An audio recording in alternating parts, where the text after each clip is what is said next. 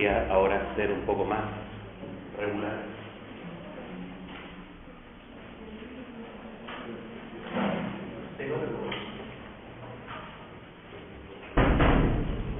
Como quedan pocos marxistas en Chile, entonces ya ahora tengo otro asunto que es que me invitan a todos lados a hablar de cosas distintas. Entonces, de repente, alguno de estos jueves, pero siempre avisado con tiempo, no voy a poder venir. Y me preocupa cómo avisar, porque como hay personas que vienen de lados muy distintos, ¿no? Entonces les pido que vean, antes de venir a clase, que vean en el aula virtual, ahí se puede entrar como invitado, y podría haber algún mensaje así como justo hoy día no hay clase. No estoy seguro, pero el próximo, el día 24, el 8 de octubre es uno de los días del Congreso de Filosofía, ¿no? El Congreso Nacional de Filosofía, que va a ser muy grande. Y ahí voy a tener que exponer, ¿no? Entonces, probablemente el 8 de octubre no voy a poder venir a esta clase, ¿no? Pero eso voy a confirmar. Tenemos tiempo y probablemente lo voy a confirmar el próximo jueves. El próximo miércoles no va a estar. Claro, y el miércoles tengo que ir a otra cosa, y el jueves, el miércoles 30 tengo que hacer otra clase, y en este caso sería el jueves 8. Claro. Claro. Y el lunes 28 no estará en otro lado, y el martes 13, pero ahí, entonces lo que hago es faltar una vez a cada clase, sí, como repartir la inasistencia en todos los cursos.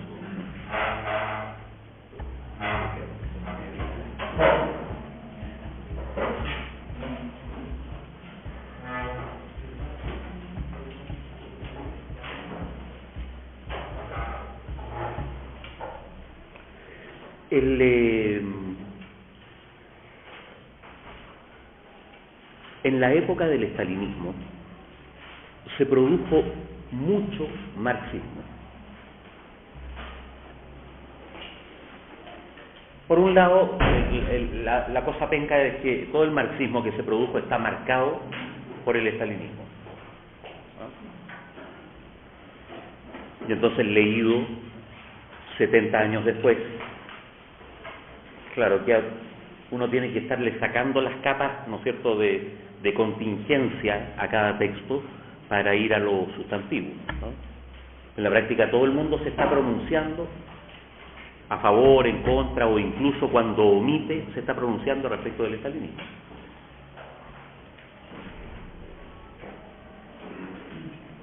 Es la gran dificultad de leer a Lukács. Toda la obra de Lukács tiene una capa de estalinismo, no porque él sea estalinista, sino porque está ahí, y es inevitable que eso influya. A veces omite, a veces se hace leso, a veces apoya, otras veces condena, qué sé yo. Vamos a examinar el caso de Lukács en particular, pero es también el caso de Ernst Bloch, el caso de Korsch, ¿no es cierto?, y en un sentido muy distinto el de Gramsci. Entonces, el marxismo, que va desde 1930 hasta 1960, que es el que ahora me importa, metámonos en ese periodo, está marcado por el estalinismo y por la Guerra Fría, por una manera de hacer política en blanco y negro, o si ustedes quieren en azul y en rojo, ¿no? Con enemigos absolutos, y entonces hay una retórica sobrecargada, hay para los dos lados, tanto cuando se ataca como cuando se defiende. Yo diría que hay, en ese periodo 30, 60, hay tres expresiones del marxismo que son interesantes y que habría que detallar. Lo más relevante es lo que ocurre entre los intelectuales marxistas europeos en los países, ¿no es cierto?, que no están en la órbita socialista. Eso es lo que a la larga resulta más relevante, a pesar de que políticamente fue muy poco significativo, ¿no? O sea, los marxistas en Inglaterra nunca le han ganado a nadie, digamos, nunca han logrado concitar el apoyo de más del 1% de la población. Los marxistas en Francia estuvieron asociados a un partido estalinista, como era el Partido Comunista Francés. Los marxistas italianos, un partido socialdemócrata, como era el Partido Comunista Italiano. O sea, en términos políticos, no fue mucho lo que pasó. Pero la productividad teórica, ¿no es cierto?, es importante y hay muchas cosas que detallar. El marxismo, que Perry Anderson llamó desafortunadamente marxismo occidental, ¿no? Un nombre bien como el ajo, porque sugiere que es cierto esto de Occidente y Oriente, así los países socialistas eran los países orientales, una maña de la propaganda capitalista, ¿no? Digamos el marxismo europeo, el marxismo universitario también se podría decir. El marxismo, un marxismo que se produce en las universidades y que gente de muy buena voluntad tiene el ánimo de conectarse con el movimiento obrero, pero no surge de obreros ilustrados, como es lo que pasa entre 1890 y 1920. El marxismo sale de las capas ilustradas de la clase obrera, es donde aparece Lenin, donde aparece Bogdanov, donde aparece, ¿no es cierto?, qué sé yo, Bujarin, Stalin, y toda esa gente, ¿sí? Sino que es un marxismo que aparece desde las universidades, ¿sí? Entonces, el marxismo europeo. Una segunda cuestión son las reacciones al estalinismo dentro de los países socialistas. Esa es otra área de problema. La oposición de derecha dentro de los países socialistas, que prácticamente no existió, la oposición de derecha fue aplastada. En cambio, lo más interesante es la oposición de izquierda, o la oposición marxista al estalinismo, ¿sí? Y una tercera cuestión que vale la pena detallar es el marxismo en la periferia europea, en la periferia capitalista. Ahí tampoco pasó mucho, ¿no? Pero es interesante qué ocurrió con los marxistas en América Latina, y mucho menos conocidos, ¿no es cierto?, son como los brotes así muy incipientes del marxismo en Japón, en África, en los países, ¿no es cierto?, árabes, qué sé yo, eso en los años 50. Yo me voy a detener en tres cosas. Primero, en la reacción al estalinismo al interior de los países socialistas. Segundo, en las diversas escuelas del marxismo europeo. Y tercero, en los inicios, así como bien incipientes, ¿no?, siempre muy deshilachados del marxismo en América Latina. En cada caso, me importa, en primer lugar, me voy a dedicar a eso hoy día, a hacer un mapa. Esto fue lo que ocurrió, estas son las tendencias, qué sé yo. Y después, probablemente en la próxima clase, qué sé yo, meterse a los problemas. Estos eran los problemas que se discutieron, como lo hemos hecho con los periodos anteriores.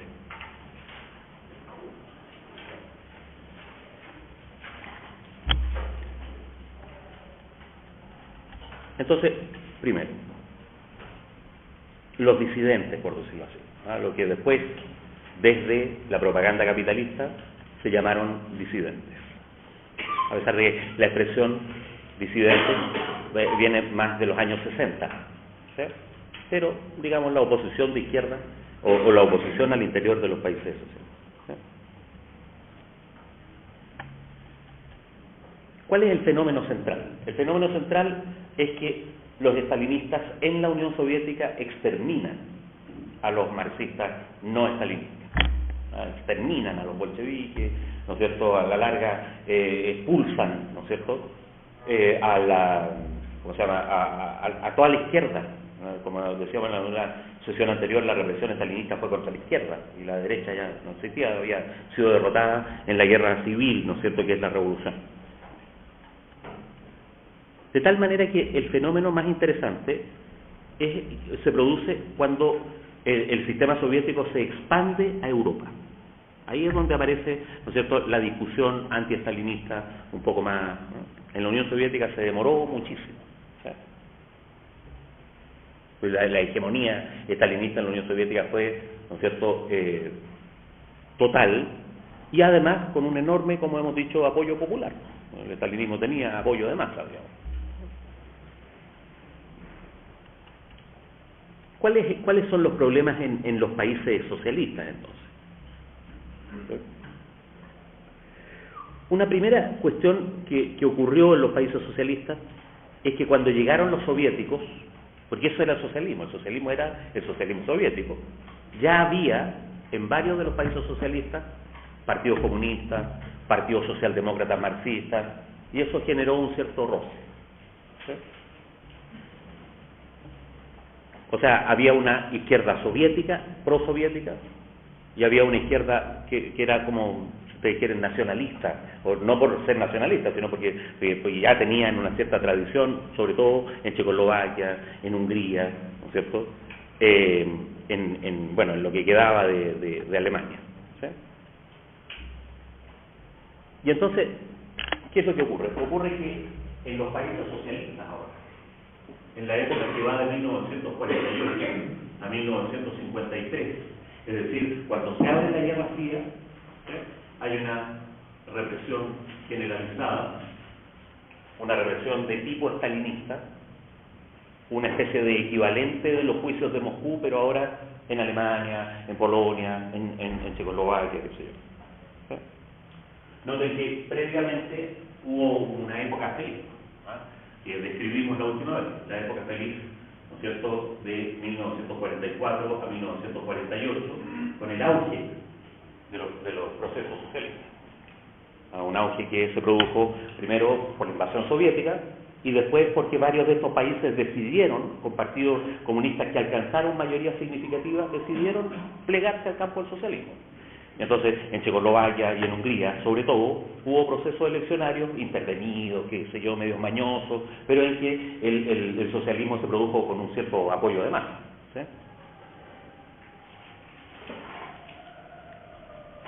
Las experiencias del 44 al 48 están marcadas porque se está terminando la guerra, ¿no es cierto?, estamos reconstruyendo el país, entonces no había mucho espacio para pelear. La cosa, cuando se aclara, se acabó la guerra, empezó la Guerra Fría, entonces viene, pongamos orden. En Estados Unidos el macartismo contra lo que había sido el desarrollo de la izquierda desde 1930 hasta 1945, en la Unión Soviética la segunda fase del estalinismo. ¿Sí? Está asociada, ¿no es cierto?, a Zhdanov. Es uno de los más famosos porque era como el encargado de los asuntos culturales del partido, ¿no? Entonces la represión fue en una medida importante represión contra los intelectuales. Sin embargo, el proceso 48-53 fue resistido desde la izquierda, ¿no es cierto?, en los países socialistas.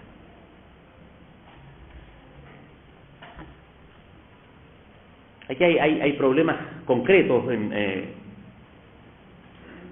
que están en discusión. La relación entre dictadura de proletariado y democracia, por ejemplo. ¿Hasta qué punto la democracia tiene que ser democrática? ¿No? Las primeras elecciones que hubieron, 45, 46, 48, guardaban formalidades democráticas. 48 para adelante, las formalidades democráticas empezaron a terminar. Y a pesar de que había coaliciones de partidos, las coaliciones de partidos funcionaban como si fuera partido único, como modelo soviético. Entonces empezó toda la cosa legal detrás, ¿no? Las leyes electorales, qué sé yo, las constituciones mañosas, la represión contra las alternativas políticas, etcétera. Eso fue motivo de discusión. ¿Sí? Y entonces, en los países socialistas, en los años 40, fines de los años 40, se repuso el problema del concejismo. Hubo un auge del concejismo, ¿sí?, que en la Unión Soviética había sido exterminado en la represión de los años 30.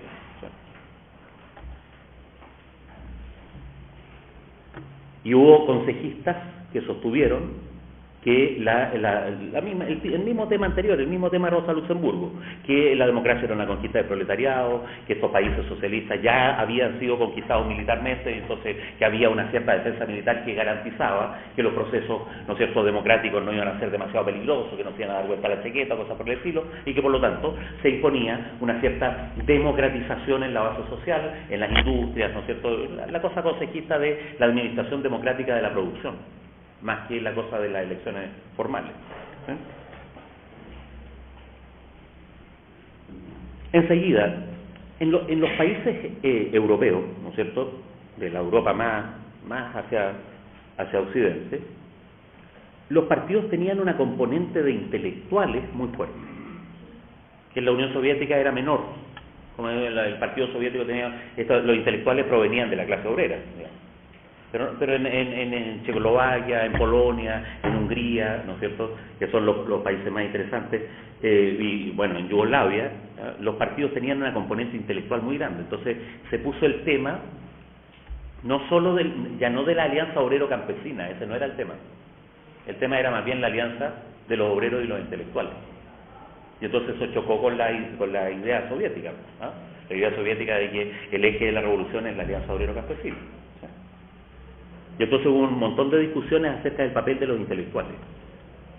Si los intelectuales, si hay que darle juego a los intelectuales, si pueden opinar, si está ese intelectual público, ¿no es cierto?, que escribe en los diarios, que influye a la gente, el intelectual extrapartidario, si correspondía a eso, de que los intelectuales hablaran libremente en los medios de comunicación, por ejemplo, era un problema, ¿sí? O si se imponía, ¿no es cierto?,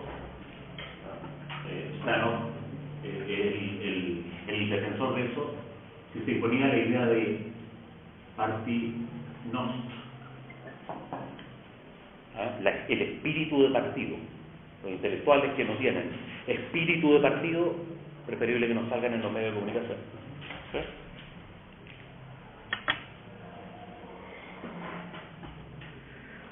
Por otro lado, estaba el problema de la industrialización. Alemania, a pesar de que había sido destruido por la Segunda Guerra Mundial, era un país industrial. La zona checa, en Checoslovaquia, era una zona industrial, pero la zona eslovaca no, era una zona agrícola. Hungría era un país agrícola, Polonia era un país agrícola. Y entonces, ¿qué ocurrió? Ocurrió que cuando los soviéticos llegaron a asesorar la reconstrucción del aparato del Estado, porque después de los regímenes fascistas y de la Segunda Guerra Mundial no quedó nada, entonces los soviéticos llegaron con la idea de que había que industrializar. O sea, llegaron con la idea de industrialización forzosa al resto de los países. ¿Sí? Y entonces se produjo todo un problema de si es justo o si es necesario industrializar Hungría. Si es necesario llevar la industrialización checa al país eslovaco. Si tiene sentido proponer la industrialización forzada en un país completamente agrícola como Bulgaria o como Albania, que no tenían ni una tradición industrial. Entonces, ¿cuál era el cortocircuito? Hubo gente que dijo, no, aquí lo que hay que hacer, nosotros podemos, la Unión Soviética a lo mejor no pudo, que lamentable, pero nosotros podemos equilibrar el crecimiento del campo y de la industria. Podemos hacer crecer las dos cosas al mismo tiempo. La vanguardia más prosoviética decía, no, aquí hay que industrializar a la fuerza, con todos los temas, ¿no es cierto? No se puede confiar en los campesinos, la industrialización es la palanca del desarrollo, y sobre todo, un tema súper enojoso, ¿no?, que la industrialización es la manera de apoyar a la Unión Soviética. Y entonces se produjo otra discusión. ¿Cómo es esto de que hay que apoyar a la Unión Soviética? ¿Hay socialismo polaco? O la Unión Soviética es la patria del socialismo y todo el desarrollo del socialismo polaco está destinado a defender a la Unión Soviética. Se entiende que hay un problema de quisquillosidades nacionales que a la hora de lo que hubo de tomar decisiones eran importantes. A la larga, los disidentes tuvieron razón. La Unión Soviética armó lo que se llamó División Internacional del Trabajo Socialista. Es decir, planificó la economía del área socialista a nivel transnacional, por decirlo así. ¿Sí? Y en esa división internacional del trabajo socialista, división del trabajo, o sea, ustedes hacen esto, nosotros hacemos lo otro, se establecieron términos de intercambio. Ustedes se dedican a desarrollar tal parte de la industria, nosotros una parte complementaria, Y lo que fue ocurriendo es que los términos de intercambio no eran igualitarios. La División Internacional del Trabajo Socialista empezó a favorecer al principio, ¿no es cierto?, más o menos, y después groseramente a la Unión Soviética. Y entonces los tipos empezaron a decir, ¿sabe qué? Aquí, si Hungría, ¿no es cierto?, administrara su propia plata, se desarrollaría mucho más rápido, pero resulta que nosotros estamos perdiendo porque parte de la producción húngara, ¿no es cierto?, va a un mercado soviético en que tiene precios preferenciales, etcétera, se produjo una desigualdad. ¿Sí?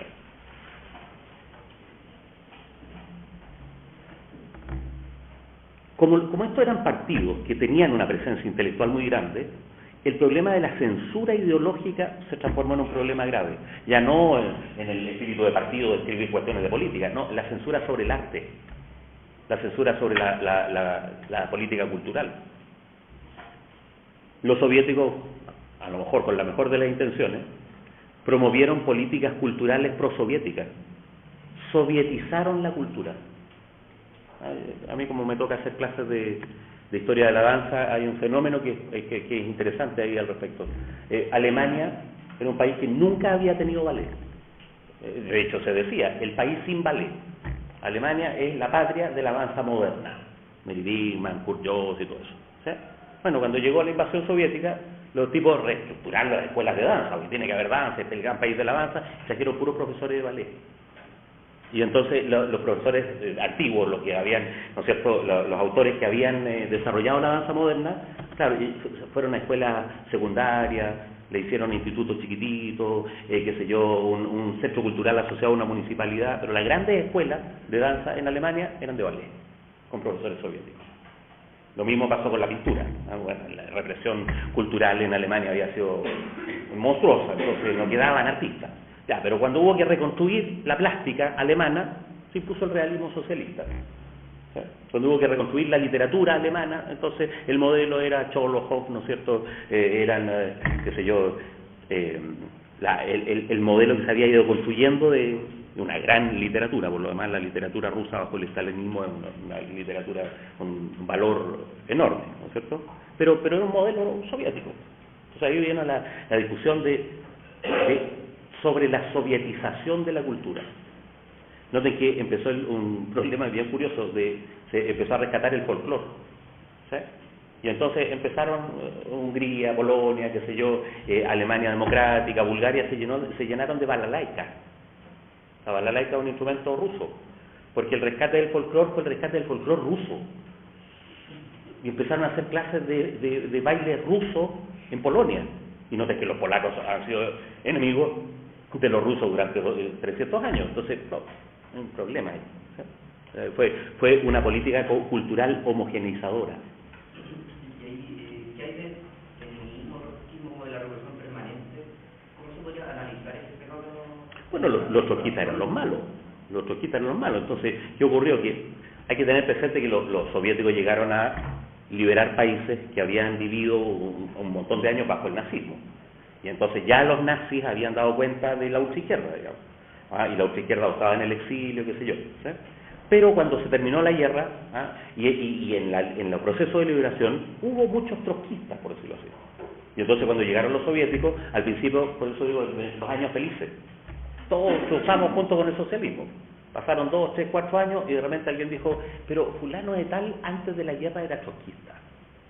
Y entonces, primero, qué sé yo, salió del comité central, después salió del partido, después perdió la pega y después terminó en un campo de trabajo forzado, a poquito. ¿Sí?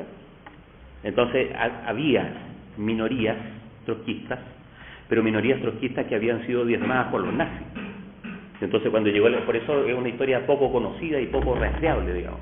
Que uno tiene que ser polaco y conocer a los abuelos y a los bisabuelos, ¿no es cierto? Hoy día, los jóvenes polacos, a mi abuelo en 1950, ¿no es cierto?, lo cagaron porque resulta que él en 1920 había sido consejista, por ejemplo.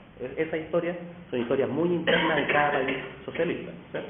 Lo que se puede decir desde fuera es que la influencia de los trotskistas es decir, de todos los no estalinistas, porque el trotskismo es un nombre genérico, de todos los no estalinistas era muy poco. Y cuando llegaron los soviéticos, no les costó nada barrer con eso. Y eso hace que los disidentes en los países socialistas sean como aprendices de trotskistas ausentes, por decirlo así. Se sabe que aquí hubo un viejo, el caso de Kors, por ejemplo, que se fue a Estados Unidos. Se sabe que aquí hubo un viejo que escribió tales y tales cosas. De hecho, yo tengo todavía los apuntes, ¿no es cierto? Y ahí hubo una generación nueva, una nueva oposición de izquierda, con mentalidad consejista, pero que no derivaba directamente de la oposición de los años 20. Hay 20 años de nazismo entre medio. Ahora, por otro lado está el problema, como digo, el problema de la democracia tiene una dimensión económica. Con respecto a lo que decía de la producción transnacional que se daba en la sociedad socialista, me imagino que por el marco de la guerra civil se daba solamente en esa esfera. Claro, había el Comecon se llamaba la organización. El Comecon era como la comunidad europea en el área socialista. O sea, las condiciones ya no estaban como, por ejemplo, en la época de Lenin, cuando se empieza a tratar de copiar a su trigo para vender a poder. No, pues ahora lo que los soviéticos hicieron, a pesar de la destrucción de la Segunda Guerra Mundial, es aprovechar la base industrial que había en estos países. Destruida y todo, pero había mano de obra, había capacidad técnica. Entonces, reindustrializar la República Checa no era difícil, era muy productivo. Y la industria checa y la industria de Alemania Democrática, a pesar de que hubo que levantarla toda de nuevo, pero era muy eficiente. Y por eso Alemania Democrática muy luego llegó a ser una de las potencias industriales del mundo sola, aparte de la Unión Soviética. ¿Sí?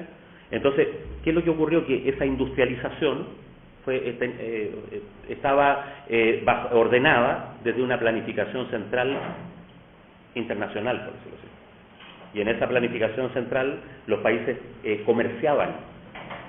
No comerciaban en términos capitalistas, intercambiaban. Pero cuando uno iba a cuánto cuesta lo que estoy dando y cuánto cuesta lo que estoy recibiendo, no, había un desequilibrio.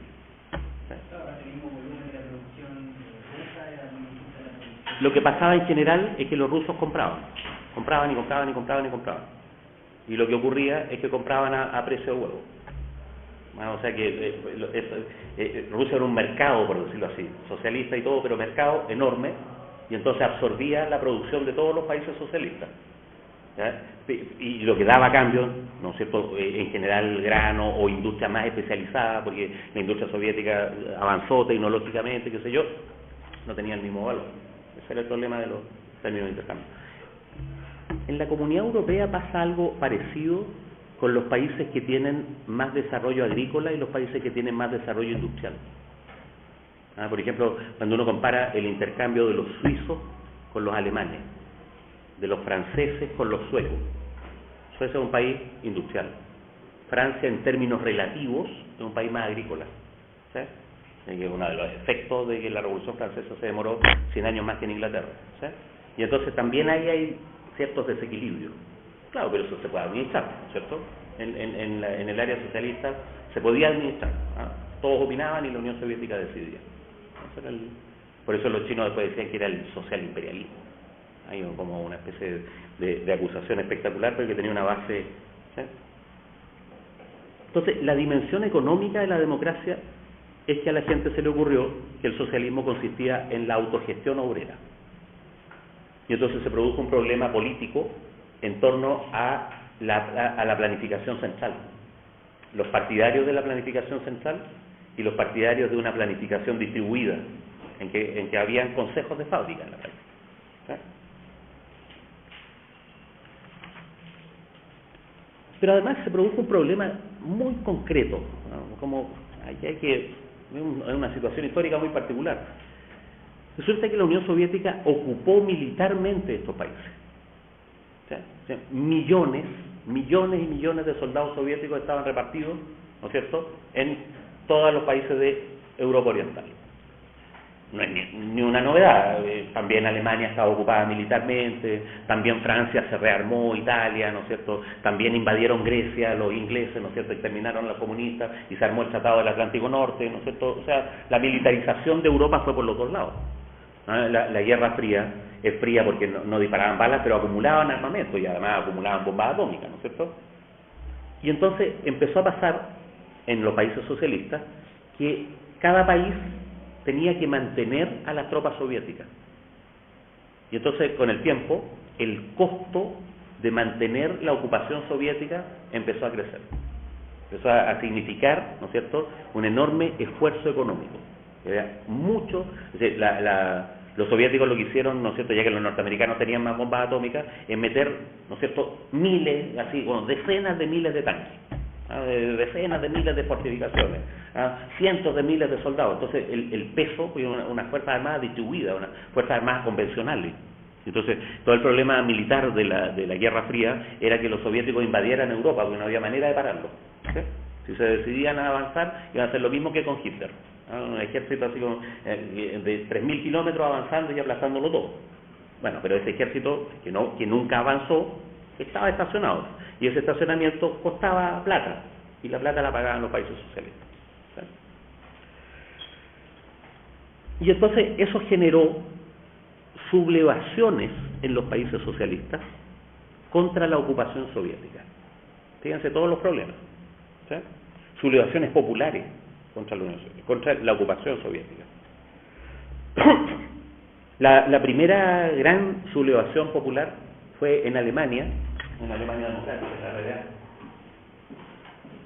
¿cierto?, en 1953. En la realidad hubo una huelga, y esto fue una sublevación. O sea, la gente salió a hacer barricadas a las calles, ¿no es cierto?, y a liderar a los cuarteles soviéticos llenos de tanques adentro, ¿sí? En 1956 hubo una cosa que fue un poco más pacífica, pero en términos de la paz estalinista igual era una alteración muy grave. Hubo una huelga general en la RDA, ¿sí?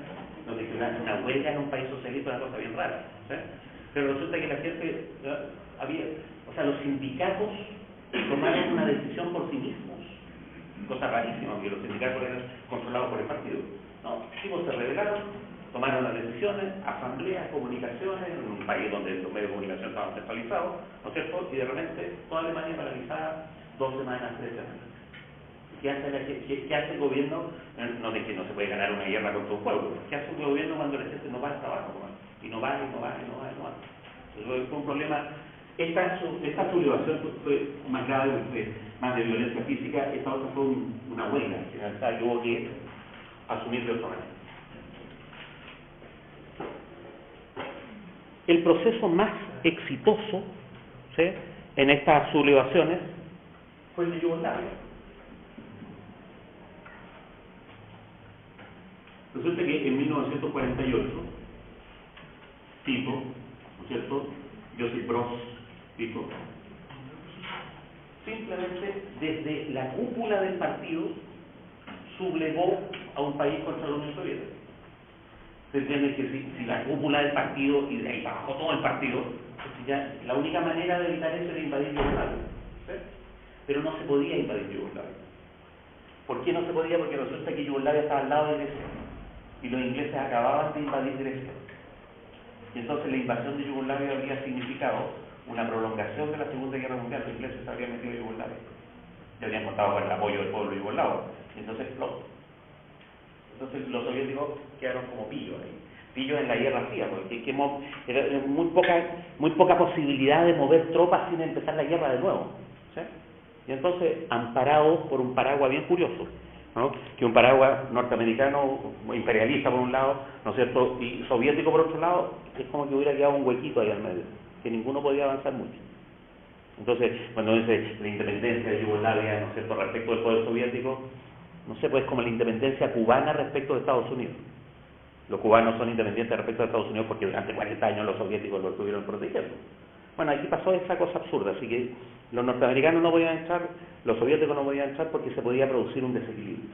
Y entonces los norteamericanos conversaron con los soviéticos y dijeron, ¿qué hacemos con esto? Bueno, ya, que haya socialismo yugoslavo. Como una especie de privilegio monstruoso de los países que no tienen la menor importancia, ¿sí? Y por un lado está Italia, por otro lado está Grecia, y de ahí para allá socialismo hasta el infinito, y de aquí para acá capitalismo hasta el infinito. Entonces es un enclave, ¿sí? Y un enclave muy productivo. Entonces, hasta 1980 o 83, ¿no es cierto?, fue una especie de joya del socialismo, donde se hicieron toda clase de ensayos no centralistas, mayor libertad política, ¿no es cierto?, ensayos de cooperativismo, de autogestión, mayor libertad cultural, etc.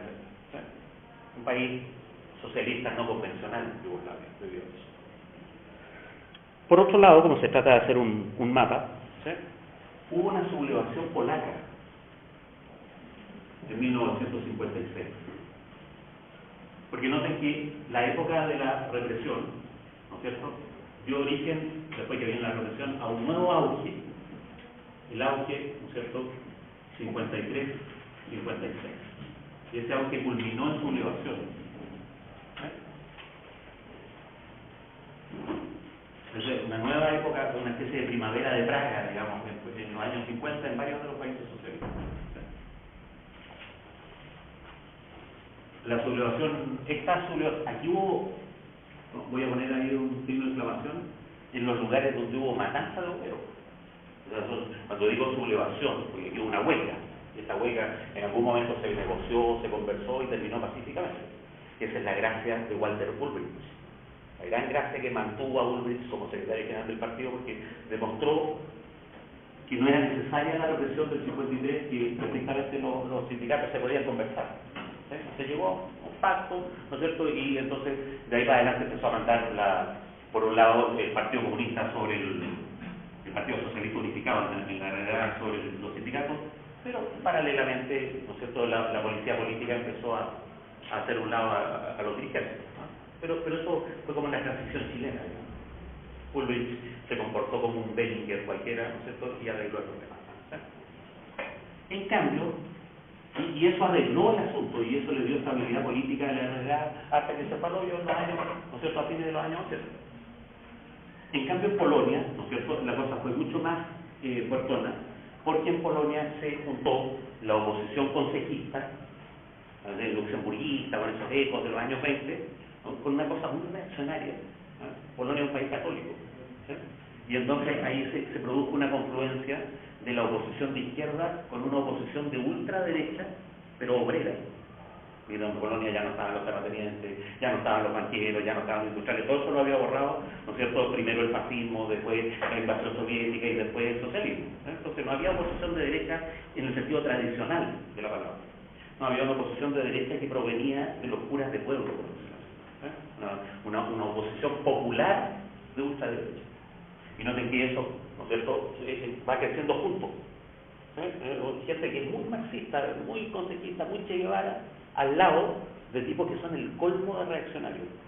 ¿Sí? Voy a poner después, en los años 70, es la diferencia que hay entre Jacques Courant y, bueno, ¿qué vamos a hacer? ¿Qué clase de persona es Desvalles? Un reaccionario católico jurantista. Pero ¿cuál es su gracia? Que es dirigente sindical, una especie de Tucapel Jiménez, digamos. Es un dirigente sindical populista y un dirigente sindical que está a favor, ¿no es cierto?, del poder obrero. Y entonces es una mezcla bien curiosa, porque Curón era un ultra izquierdista y era el asesor ideológico de Walesa, ¿sí? Entonces, bueno, a la larga la verdad es que cuando el socialismo polaco se fue al hoyo, Walesa mostró la firma. ¿Qué clase de persona usted? Bueno, yo soy admirador del Papa. ¿Sí? Bueno, debido a esa asociación, ¿no?, pasaba una cosa que era como siniestra, que los trotskistas podían meter influencia desde fuera, desde Europa, para apoyar el movimiento, ¿no?, y la hacía también a través de la Iglesia. Y entonces era como la ultra izquierda y la ultra derecha juntas. Solución, agarraron a balazo a todos. Entonces se acabó la sublevación polaca, ¿no es cierto? Y ahí como en todas las matanzas, siempre que matan a los pobres nunca se sabe cuántos fueron. Cuando matan a los ricos se sabe al tiro los nombres, los apellidos, las familias, que cuando matan a los pobres, unos dicen fueron 20, los otros dicen fueron 400, y hay toda una controversia acerca de incluso si se matanzas. El hecho concreto es que en algún momento la sublevación llegó a las calles y lo que pasó es que el ejército soviético, no la policía polaca, no el ejército polaco, el ejército soviético que estaba ahí de ocupación salió a disolver, ¿no es cierto?, las barricadas a balazos. ¿Sí? De esas sublevaciones, la más importante, porque esto es un proceso exitoso, la más importante es la sublevación húngara de 1956.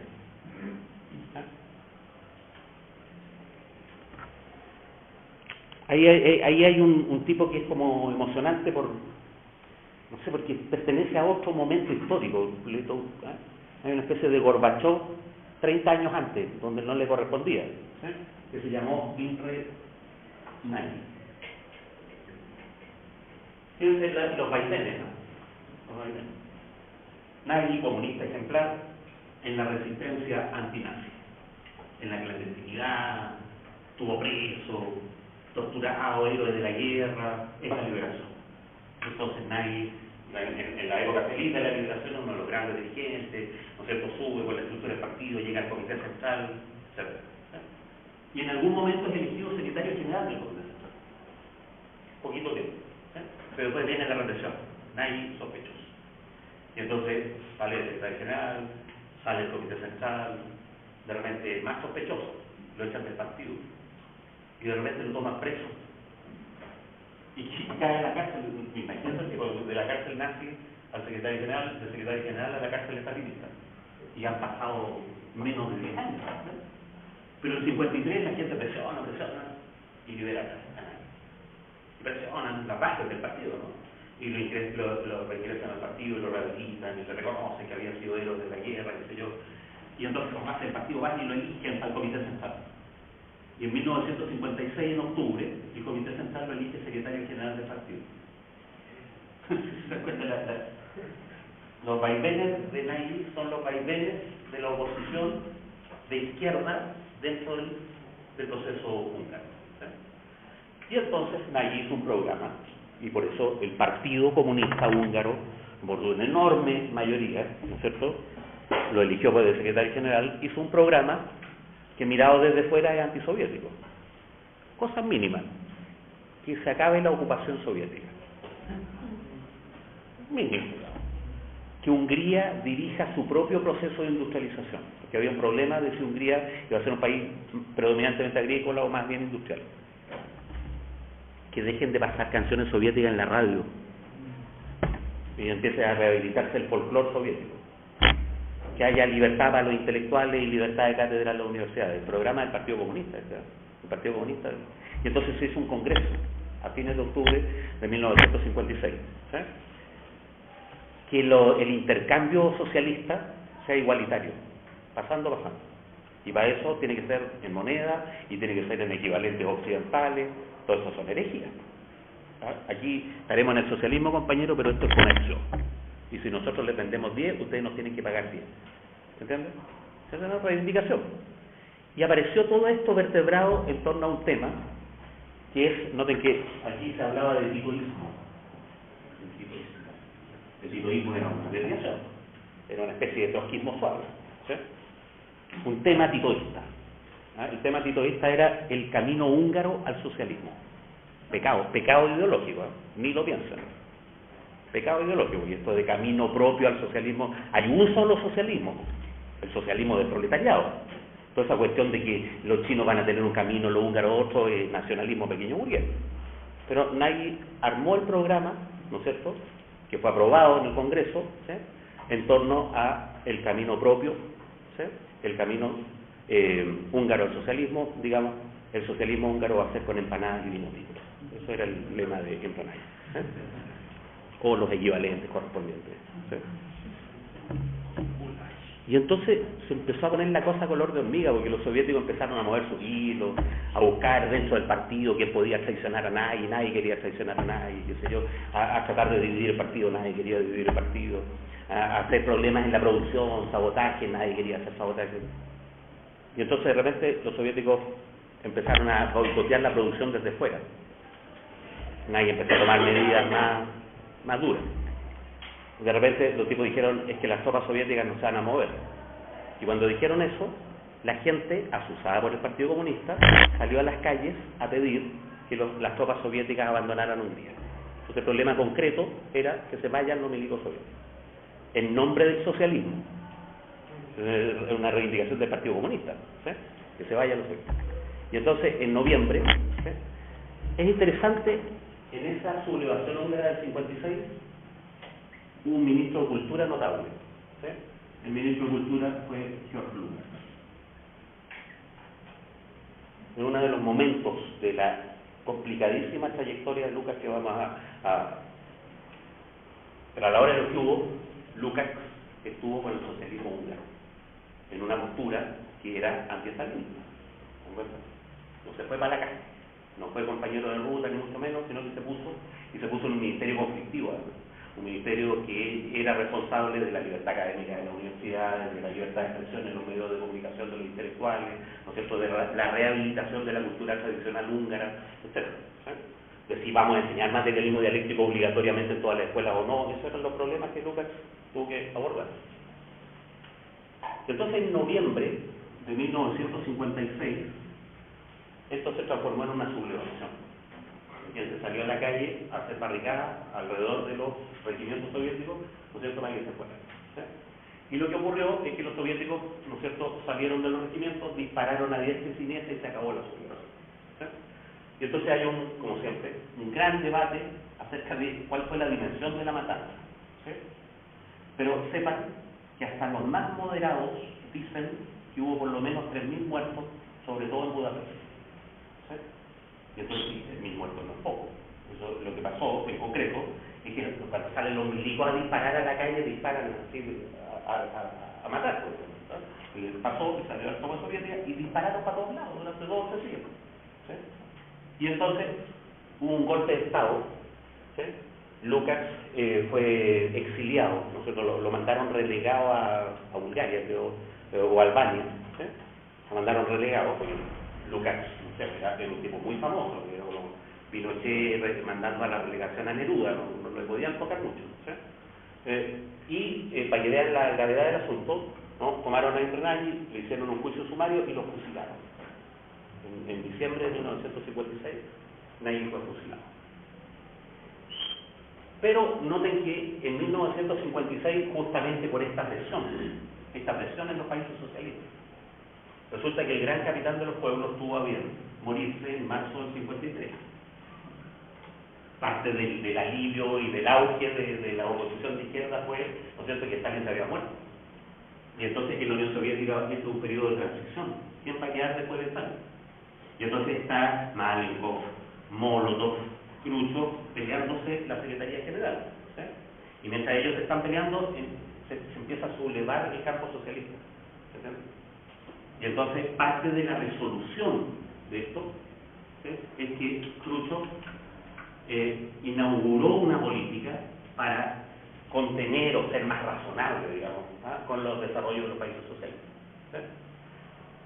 La joya, digamos, el momento culminante de esa política de Khrushchev es el 20º Congreso del Partido Comunista Soviético, Partido Comunista de la Unión Soviética, en que Khrushchev hizo este gesto un poquito demagógico de denunciar los crímenes de Stalin.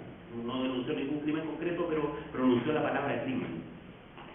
No sé si imagínense no sé, pues a Carlos Larraín de la UDI, ¿no es cierto?, hablando de los crímenes de Pinochet. Entonces, si te cayó era de lo mismo, pero en la palabra crimen es inaugurar otra época en la UDI, ¿no es cierto? Bueno, entonces, ya la pura palabra crimen desarmó un montón de cuestiones.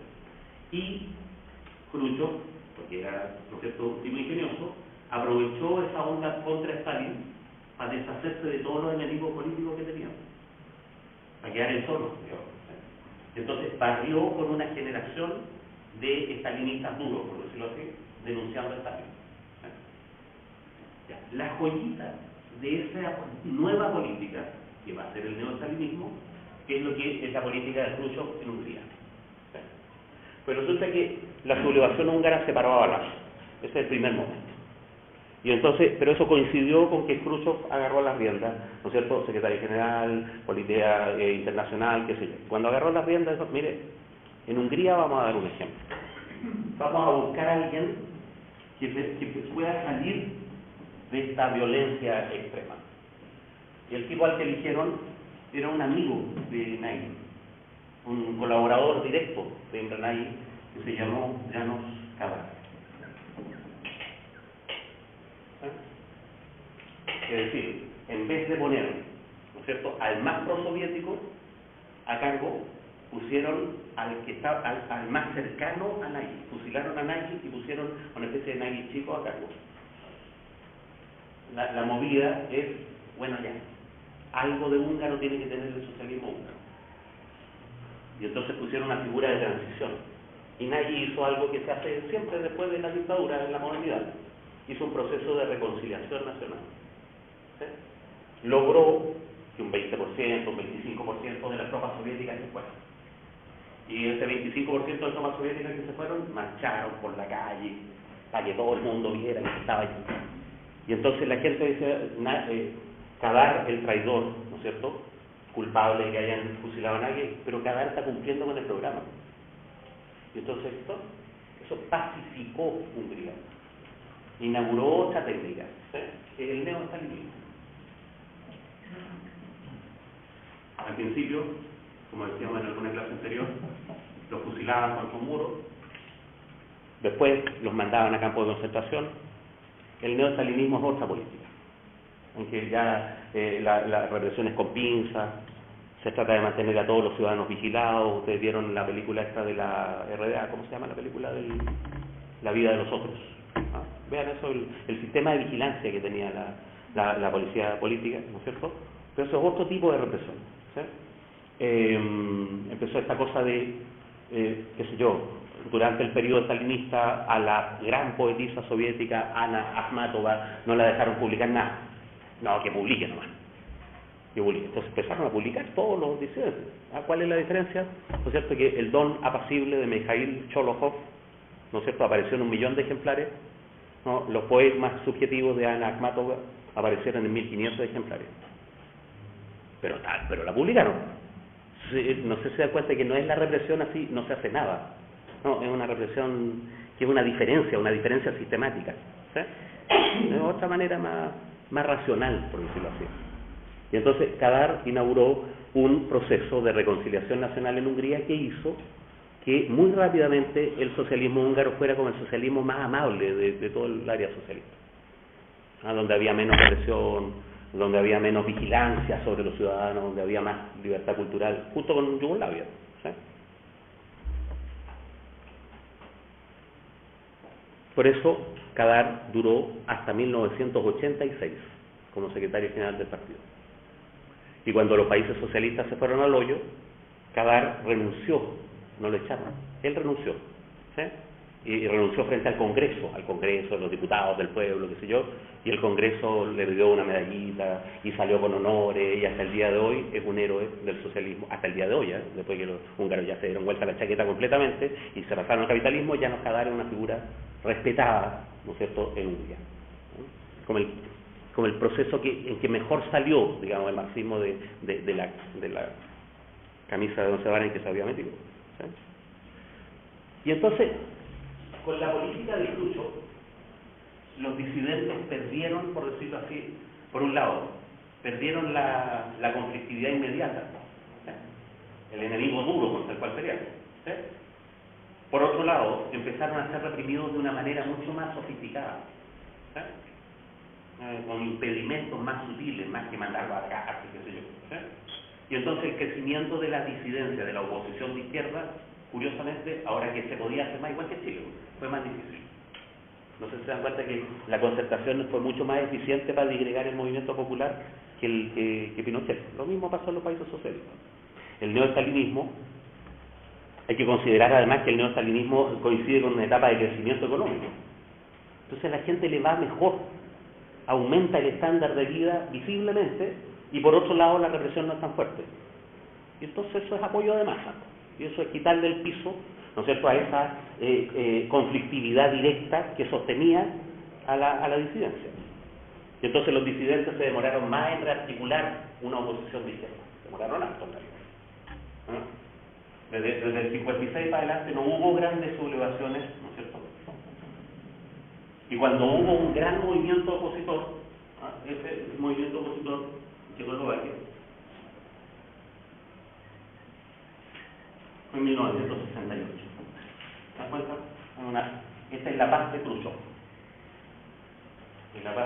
Y parte del levantamiento, o no, ni siquiera levantamiento, parte de la primavera de Praga, tiene que ver con que ese medio en 1964 echaron a Khrushchev. Entonces la dirigencia soviética cometió el error de echar al gallo más político que tenían y poner a un burócrata infame que fue Leonid Brezhnev, ¿no es cierto?, que es un administrador, sin mucha astucia política. ¿Sí? Ya en algunas sesiones anteriores hemos mencionado dos personajes que están detrás de este asunto, ¿no?, que son Mikhail Suslov y Andrei Gromyko. Estos tres señores, con Nikita Khrushchev, son como lo mejorcito del estalinismo. El estalinismo, quizás llamar neoestalinismo a esto es ser un poco caretado, ¿no? Es como lo mejorcito, ¿no? Entonces, y eso es lo que permitió que hubiera Yugoslavia, eso es lo que permitió que el socialismo húngaro fuera más amable, eso permitió un clima de creatividad cultural en la Unión Soviética que es muy interesante.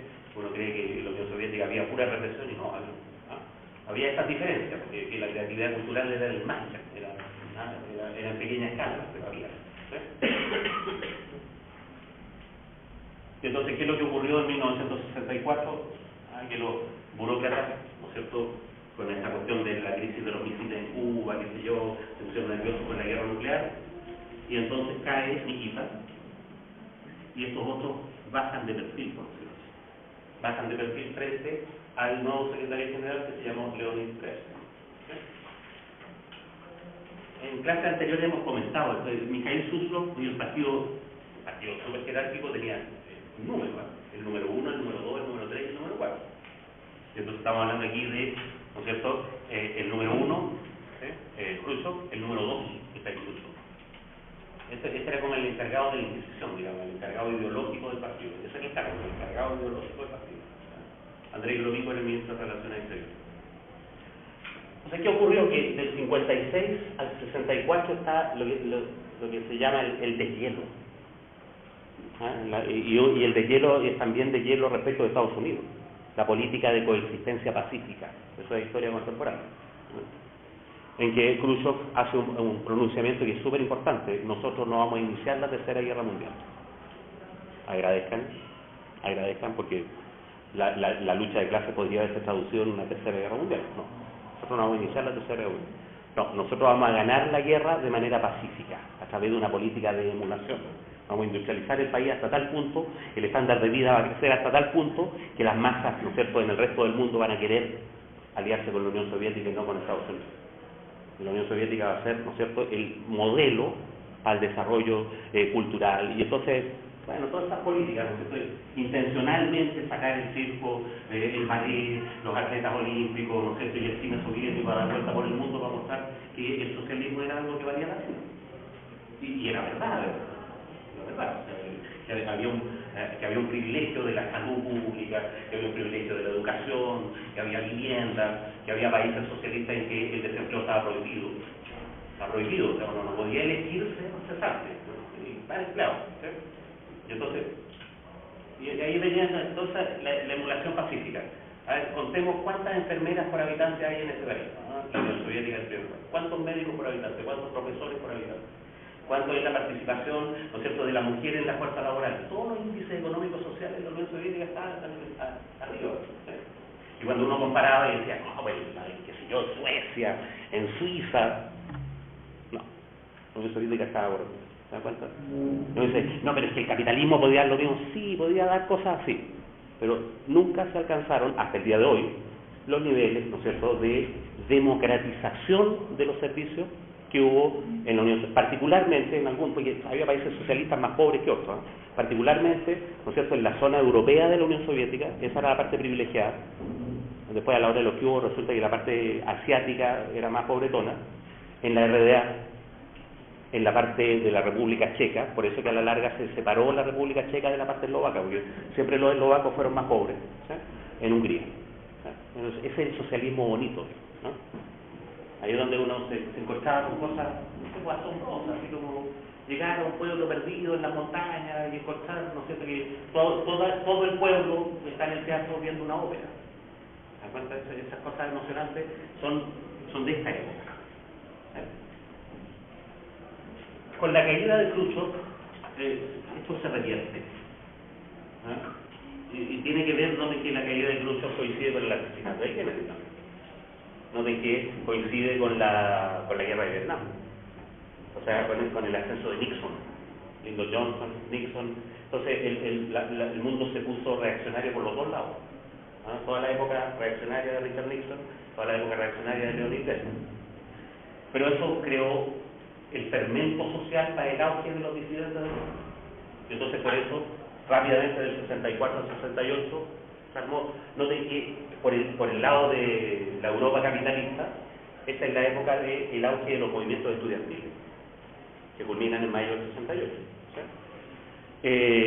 Es el auge de un fenómeno cultural interesante, que es que los norteamericanos, cuando invadieron Europa en la Segunda Guerra Mundial, un efecto del Plan Marshall, un efecto, ¿no es cierto?, de la ayuda económica y del ganarse estos países para el capitalismo, fue un proceso de norteamericanización de la cultura.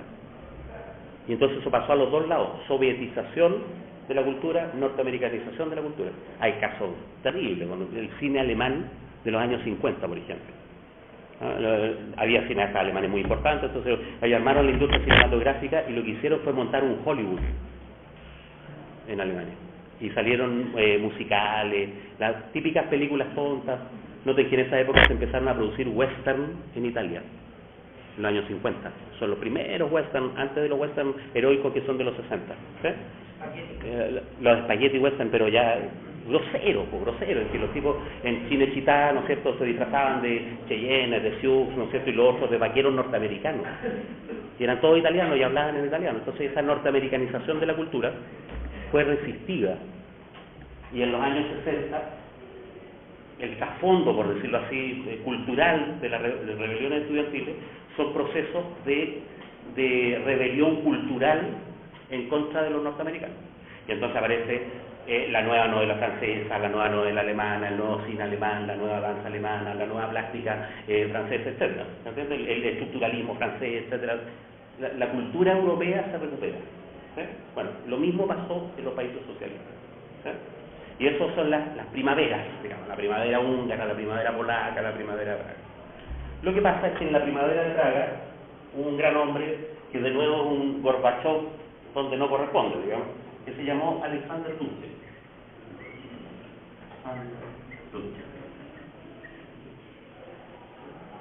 Hay varias maneras de escribir Dubček. Y entonces con Dubček pasó lo mismo que con Nagy, de manera más suave, eso sí, ¿no? A Dubček no lo fusilaron, ¿no? Con Dubček pasó que era un héroe, ¿no es cierto?, un héroe del trabajo, un héroe cuando era niño ya había sido héroe de la guerra, etc. Y entonces subió democráticamente por la estructura del partido al comité local, al comité, ¿no es cierto?, regional, al comité central, y llegó a ser elegido secretario general. Y cuando fue elegido secretario general, dio un equipo de esa ley, ¿no es cierto?, que lo promovió dentro del Partido Comunista. Y entonces ese equipo tenía un programa. Adivinen qué: rescatar la cultura checa, que se vayan las tropas soviéticas, recuperar los términos de intercambio, camino propio hacia el socialismo, la misma cuestión del aire. ¿Se dan cuenta? En un contexto en que todas esas cosas se habían relajado, pero que se volvieron a rigidizar, ¿no es cierto?, con Brezhnev. ¿Sí? Y entonces apareció este proceso que es la primavera de Praga. ¿Sí? La primavera de Praga es como, siempre la historia tiene una vuelta en términos de tragedia y otra vuelta en términos de comedia. ¿Sí? Un proceso digno y otro que es más chamullento, por ejemplo. Ustedes comparan la Revolución Cubana con la Revolución Nicaragüense, van a ver el tiempo de tragedia y el tiempo de comedia. Después de 10 años los nicaragüenses perdieron las elecciones y después se corrompieron y hoy día son sucesos. Entonces el destino de los comandantes es bien terrible. No sé si saben, ¿se acuerdan de Tomás Borges? Bueno, los viejos aquí se acuerdan de Tomás Borges. Tomás Borges era como el comandante 2, digamos, porque había un comandante 0, un comandante 1, Bueno, Tomás Borges era el ministro del Interior de la Revolución Nicaragüense. Él había sido torturado, hay un documental famoso donde él muestra ahí en la cárcel donde lo habían torturado. Entonces. Pero la revolución naufragó, perdieron las elecciones. Y Tomás Borges, que era más o menos honrado, no se robó la plata como Daniel Ortega, no se compró fondos, etc. Y entonces tenía que encontrar pega. ¿Saben qué pega encontró? fue contratado como asesor antisubversivo por Salinas de Gortari en México. El ministro del Interior de la Revolución Nicaragüense, que sabía mucho de guerrilla, llegó a ser asesor presidencial contra la subversión, además de Salinas de Gortari, que fue como el más corrupto de los presidentes del PRI, que eran todos corruptos, ¿se dan cuenta? Entonces, claro, la Revolución Cubana es como en tiempos de comedia, digamos. Algo parecido ocurre cuando uno compara el levantamiento húngaro del 56 con el levantamiento checo del 68. ¿No? Un levantamiento de intelectuales, fundamentalmente de intelectuales o de profesionales también, ¿no? O sea, de médicos, de ingenieros, qué sé yo, no esa cosa heroica de los obreros, que era los húngaros, el partido húngaro, digamos. La República Checa es una república con un nivel cultural altísimo, entonces esto de la cantidad de profesionales, qué sé yo, de intelectuales es importante, ¿sí? Los intelectuales apoyaron, ¿no es cierto?, a Dubček. Todas esas historias las pueden leer en las novelas de Milán Kundera. Yo recomiendo Tarea para la casa. ¿Sí? Milán Kundera es insoportablemente leve, digamos, pero tiene un par de novelas que son notables, como, no sé, como Isabel Allende, tiene una novela notable y todo lo demás. La broma, de Milán Kundera. La broma se pone más macabra cuando uno se da cuenta que en parte es autobiográfica. O sea, no es que a él le pasó eso, pero es una cosa muy cercana a su propia experiencia. ¿Sí? Y el otro libro, que es el más bonito, digamos, es el libro de la risa y del olvido. El libro de la risa y del olvido. Todo el que quiera ser marxista tiene que pesarse con la broma. Si después de esta novela decide seguir siendo marxista, ya, está bien. Pero dan una gana de decir, yo no me quiero meter en esto, porque es una cuestión real. Hay parte, lo ven ustedes en la novela, pero parte del asunto es que los más furiosos estalinistas en la primavera de Praga fueron los más furiosos partidarios de Dubček. ¿Ah? Algo así como Francisco Javier Cuadra en el PPD. ¿Se dan cuenta? Bueno, aquí vamos tan lejos. Vidal en el PPD. Vidal apoyó el golpe, ¿no es cierto?, y fue propinochetista y ahora es de los ministros de la Concertación. Una cosa así pasó en la primavera de Praga. La primavera de Praga tiene unos comunistas muy emocionantes, disidentes de izquierda y todo, y tiene una jaramalla de gente. Noten que es la primavera en 1968, ¿no es cierto?, después del invierno, en la primavera, y después viene el verano. Y en el verano, estándar de vida muy alto, la gente se iba a veranear. Y entonces hay un pronunciamiento famoso del Partido Comunista, ¿sí? El verano en agosto, ¿no es cierto? La invasión soviética fue el 20 de agosto. A principios de agosto, el Partido Comunista estaba en la primavera de Praga, ahí la efervescencia antisoviética, la cacha de espada. Entonces, un llamamiento, compañeros, viene el verano. Y todos sabemos que en el verano las cosas se relajan. Imagínense la protesta del 83 en Chile y de repente es febrero. No hay protesta en febrero, por la protesta en abril, en marzo, viene en febrero, está todo el mundo en la playa. Bueno, también pasó eso en Praga. Entonces, la gente, el Partido Comunista, viene el verano. Tratemos de no ir de vacaciones, porque la cosa se está poniendo cada vez más interesante, pero también más riesgosa. Bueno, y los soviéticos vieron, y entonces, imagínense en Santiago de Chile, ¿no?, que el golpe de Pinochet es el 15 de febrero. Los pillan a todos en la playa, ¿no? Eso fue lo que pasó. El 20 de agosto estaba todo el mundo fuera, porque Checoslovaquia, no sé, uno toma una micro y sale de Checoslovaquia, porque es un país chiquitito, ¿sí? Y entonces está todo el mundo fuera del país. Uno va a veranear a la esquina, queda fuera del país, ¿sí? Entonces, pillaron al 90% de los disidentes en vacaciones. Y entonces la invasión soviética, llegaron los tanques en un gesto así como súper mediático, así, los tanques en las calles para meterle miedo a todo el mundo, y no salió nadie a tirarle piedra. Hay unas fotos famosas así de un tipo delante de un tanque. ¿Por qué? Porque no había nadie. ¿Se dan cuenta? Imagínense los tanques en la Alameda el 15 de febrero. ¿Sí? Y entonces en la invasión soviética no murió nadie. ¿sí? Muy distinto y muy diferente de la sublevación de los 56. ¿Sí? Y entonces los soviéticos y dieron un golpe de Estado y sacaron a Dubček, ni siquiera lo fusilaron, mandaron ahí relegado nomás. Y entonces lo que dijeron es, bueno, todos los que se portaron mal van a ir a parar, ¿no es cierto?, o a campos de reeducación, ¿no es cierto?, o los vamos a cambiar de pega, porque estaba prohibido ser desempleado, los vamos a cambiar de pega.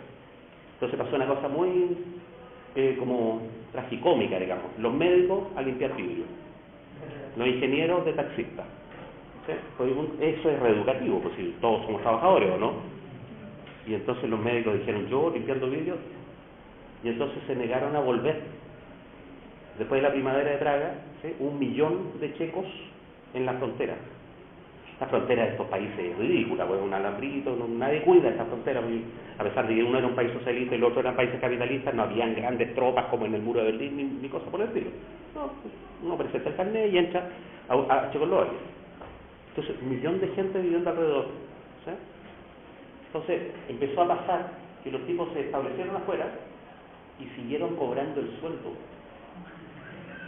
Estaban en carnet, estaban en Checoslovaquia, donde eran perseguidos, iban, sacaban el sueldo del banco, se devolvían y pagaban el arriendo al otro lado. Chiste, es un chiste. Y entonces es interesante, fíjense cómo es la propaganda capitalista. La primavera de Praga es la gran propaganda, ¿sí?, que es justo el lugar donde no pasó nada. La sublevación húngara, poca gente la conoce, que es justo el lugar donde sí pasó mucho. ¿Cuál es la diferencia? La diferencia es que la base político-social de la primavera de Praga es socialdemócrata. En cambio, la base político-social de la sublevación húngara es el Partido Comunista. ¿Se dan cuenta? Entonces ahí uno se da cuenta de la maña, de cómo se reconstruye la historia, de cómo sabemos cómo fue la oposición, ¿no es cierto?, de izquierda al socialismo. Lo mismo esto de la plaza de Tiananmen, ¿no es cierto? Los estudiantes de Tiananmen, ¿no es cierto?, eran maoístas, ¿no? Y tenían ahí una estatua con una llama de la juventud de maoístas, qué sé yo, y entonces en los diarios norteamericanos apareció la estatua con la llama como que fuera la estatua de la libertad, y como que los tipos eran pro-norteamericanos. ¿Se dan cuenta? Y entonces, claro, se hace toda la propaganda y que la represión en la plaza de Tiananmen en China, pero nadie cuenta quiénes eran esos. Nadie cuenta que la sublevación era una sublevación de izquierda, en contra del gobierno que estaba virando hacia el capitalismo. Y se presenta al revés, como que era la liberación capitalista, que se dio. No de que si hubiera sido la liberación capitalista, el gobierno la habría apoyado, porque estaban en eso. ¿Y por qué la reprimieron? Bueno, porque eran los maoístas. Lo mismo pasa con la primavera de Praga. Mucho ruido y pocas nueces. Sin embargo, hay una tragedia, que es la tragedia de Alexander Dubček. Dubček es una especie de Salvador Allende del socialismo, una especie de marxista-leninista moderado, que quiere un camino propio, que tiene unas reivindicaciones muy legítimas, pero que está fuera de lugar. En el año 68 no se podía resolver la Guerra Fría, y un país no podía llegar y armar un camino propio cuando estaba, no sé, al borde de la Guerra Mundial, digamos. Entonces, eso es más o menos el panorama de las disidencias. Ya hablamos algo de la disidencia izquierdista en China. En China la disidencia izquierdista era Mao. Mao contra los prosoviéticos. Alrededor de esto hay varios intelectuales muy notables, pero los voy a mencionar dentro de las escuelas del marxismo europeo. Escuela de Belgrado, qué sé yo, los intelectuales más izquierdistas, más emocionantes en Checoslovaquia. Hagamos un alto y dediquémonos a hacer un mapa de las escuelas marxistas al otro lado, en Francia, en Inglaterra, en Italia, esas cosas. Hagamos un alto y ya volvemos.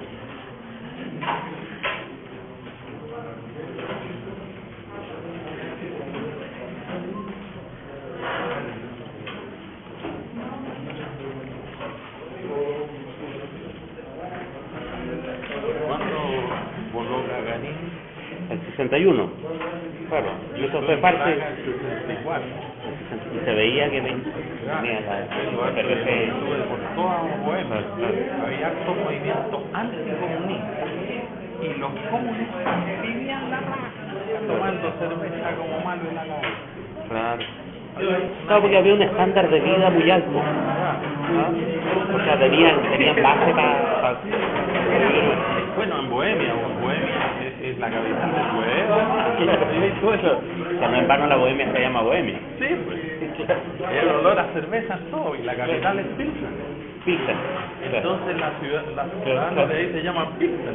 Claro. Y tú sentís el olor a Pilsen es como de 20 kilómetros. No, pero se le Claro, cae. ¿y el café? No, yo voy para el Estaba leyendo el otro día una parte del Adorno, del libro de Adorno de la ciencia social, y decía lo de Durkheim, sobre los suicidios. Entonces,